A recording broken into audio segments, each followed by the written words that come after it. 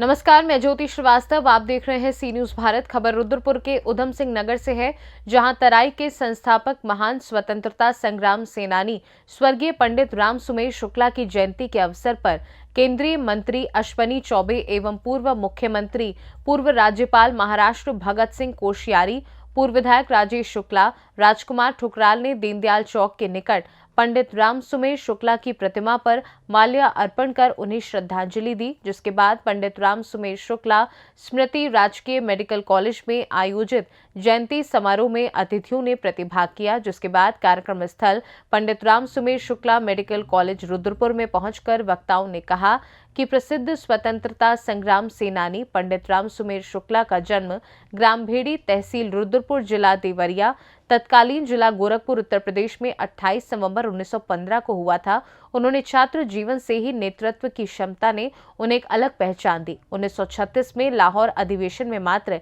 21 वर्ष की आयु में जिन्ना के द्वारा राष्ट्रवादी का खुले मंच से विरोध किया था, वहीं राष्ट्रीय स्तर पर अपनी पहचान बनाई थी। रुद्रपुर का विकसित स्वरूप दिख रहा है। इसकी नींव 1956 में स्वर्गीय शुक्ला ने रखी थी। 4 दिसंबर 1978 को 63 वर्ष की आयु में रुद्रपुर उधम सिंह नगर में उनका देहांत हुआ। इस अवसर पर विधायक राजेश शुक्ला ने भारत सरकार के स्वास्थ्य मंत्री अश्विनी चौबे व प्रदेश के मुख्यमंत्री पुष्कर सिंह धामी द्वारा निर्माणाधीन स्वर्गीय पंडित राम सुमेर शुक्ला राजकीय मेडिकल कॉलेज के लिए बजट जारी करने के बाद किच्छा में एम्स की स्वीकृति पर आभार जताया।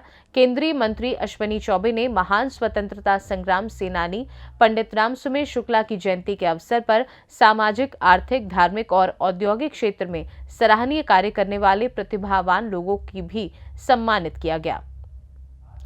बलिदान दिया और यहाँ पे मुझे लगता है कि ये सैलानियों का आज़ादी के बाद जहां प्रधानमंत्री जी ने अमृत महोत्सव किया और आज अमृत काल में जहां हम लोगों ने हर पूरे देश की माटी हमारे बीच में देश का नगर पंचायत देश की माटी को संजो करके कर्तव्य पद पर अमृत वाटिका बना, उसी प्रकार रुद्रपुर में राम सुमेर शुक्ला के पद चिन्हों पर चलकर इसे और भी विकसित करें और यह मेडिकल कॉलेज शीघ्र प्रारंभ हो, ये हमारी शुभकामना। प्रकाश से अपना बलिदान दिया और यहाँ पे मुझे लगता है कि ये सैलानियों का आज़ादी के बाद जहां प्रधानमंत्री जी ने अमृत महोत्सव किया और आज अमृत काल में जहां हम लोगों ने हर पूरे देश की माटी हमारे बीच में देश का नगर पंचायत राजकुमार के अध्यक्ष पद पर डालचंद जी पहुंचे हैं। मैं चाहूंगा वो सोनी जी का माला पहना करके उनका स्वागत करेंगे। पद चिन्हों पर चलकर पूर्व नगर पंचायत अध्यक्ष राम बाबू मिश्रा भी पहुंचे हैं, उनका भी अभिनंदन स्वागत। शीघ्र प्रारंभ हो,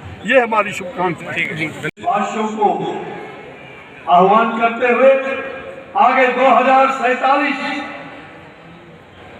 का भारत कैसा होगा, उसकी दशा और दिशा कैसी होगी, इस बात को इंगित किया है कि 2047 का भारत विकसित भारत होगा। कभी 21वीं शताब्दी के रूप में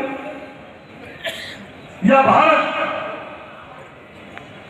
जिसे लोग बहुत कम समझते थे। 1896 में शिकागो के अंदर जब धर्म संसद लगा था, उस समय नरेंद्र नाम का व्यक्ति, एक नरेंद्र नाम का व्यक्ति वो धर्म संसद में जाकर के और उन्होंने आह्वान किया था, उन्होंने संपूर्ण दुनिया को कहा था कि 21वीं शताब्दी भारत का होगा, भारत का होगा, भारत का होगा। और आज सचमुच वो बातें सब सही दिखाई पड़ रहा। कोविड के वैश्विक महामारी में भी हम सब लोग आगे बढ़ते गए।